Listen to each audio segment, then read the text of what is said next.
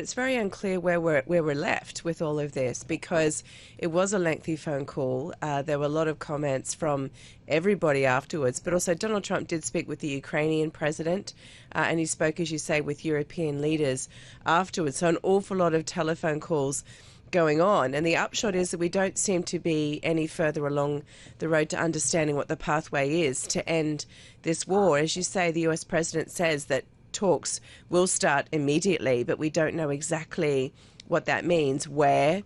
What are the parameters? Are these working level talks, ministerial talks?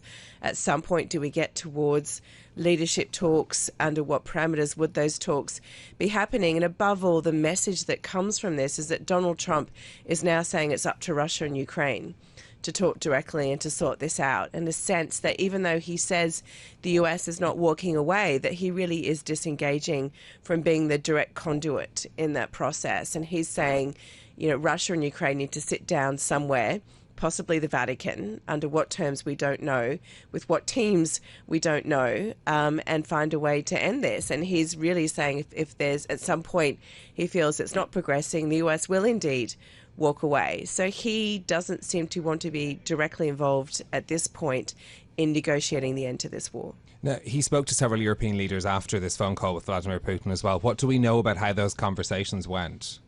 Well, it's interesting again, because Donald Trump afterward was saying this is a European situation. He started to use that language. This is Europe's issue, not the US's. And again, clearly punting it over to the Europeans. But arguably, he's been trying to cut them out of the process until now and exclude them from some of the negotiations. Now he's saying this is yours to deal with. And we know from the European side, the officials that we talked to afterward, that high level of concern that it seems to be that Donald Trump is saying he's washing his hands of this in terms of directly negotiating the end to the war. And does that mean that Donald Trump doesn't want to keep imposing sanctions on Russia?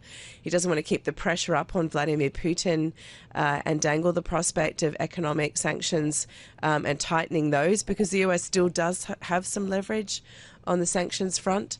And again, the concern that the ball's been put back into a different court. And where do we go from here?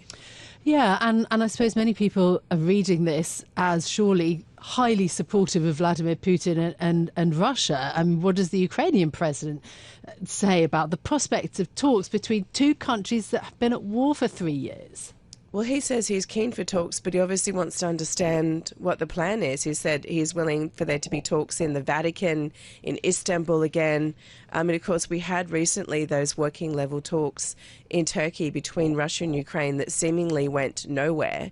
What he's saying is he expects Russia to now lay out every single demand to end this war in a memorandum. So it's on the table. This is exactly what you want. I mean, we kind of already know what Vladimir Putin wants. He's got quite his maximalist demands going, including on territory, but at least have a very clear sense from Russia, these are the things we want to end this war, and then to have those negotiations. But he also wants promises, in a way, from the US that they will keep open the door to further sanctions on Russia and further pressure on Russia. Europe as well, though Europe is actually keeping some of those sanctions going, as we know. But he says he just wants to now have a plan to sit down and have that conversation.